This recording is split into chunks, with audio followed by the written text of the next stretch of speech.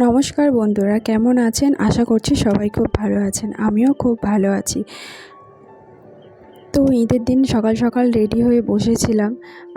বাপের বাড়ি যাব বলে বরের সঙ্গে কথা হয়েছিল যে ও বিকালবেলা আমাকে বাপের বাড়ি নিয়ে যাবে, আমাকে আর মিষ্টিকে কিছুক্ষণের জন্য দিয়ে তারপর নিয়ে চলে আসবে ঘুরিয়ে।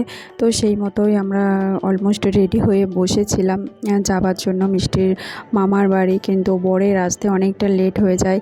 তো বরের আসতে লেট হওয়ার কারণে আমি বললাম যে ঠিক আছে, এখন বিকাল হয়ে গেছে, মানে তো ঈদ শেষ হয়ে গেছে, তাহলে আমার আর গিয়ে লাভ নেই, তো আমি যাব না, তুমি ঘোরো। তো সেই জন্য আমার সেরকম কোনো ঈদের দিনে ভিডিও শ্যুট করা হয়নি।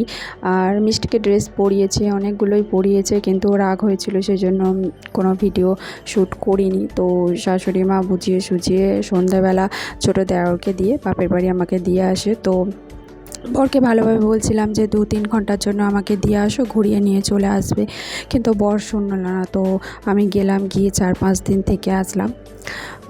কথায় আছে না, অতি চালাকের গলায় দড়ি, তো সেরকমই কিছু একটা হয়েছিল ওর সঙ্গে।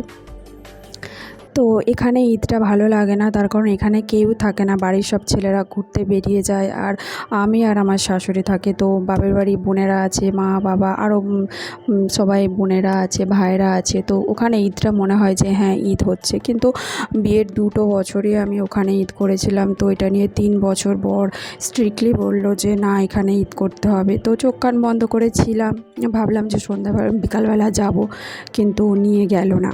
তো একাই চলে গেলাম দেওরের সঙ্গে। তো তারপর ঈদের পরের দিনকে মিষ্টির জন্য যে রান্নাটা করেছিলাম, খিচুড়ি বানিয়েছিলাম। তো ছিল ডাল, চাল, গাজর আর বিনস আর অল্প একটু পেঁয়াজ। তো সবগুলো উপকরণ আমি ভালো করে ধুয়ে নিয়েছি, আর কড়াইতে সামান্য একটু তেল দিয়েছিলাম, পেঁয়াজ দিলাম, দিয়ে ভালো করে ধোয়া সব জিনিসগুলো আমি কড়াইতে দিয়ে ভালো করে কষিয়ে নিলাম। একটু সামান্য হলুদ দিয়েছিলাম, 1 চিমটি জিরে গুঁড়ো দিয়েছিলাম, দিয়ে ভালো করে কষে পানি ঢেলে দিয়েছি।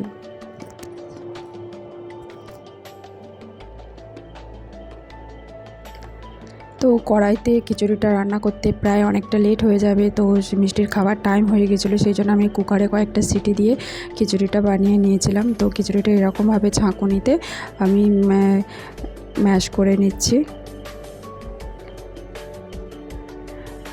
ঠিক এরকম আমি একটা বানিয়েছিলাম, অল্প করে একটু পাতলা করে মিষ্টিকে খাওয়াবো বলে।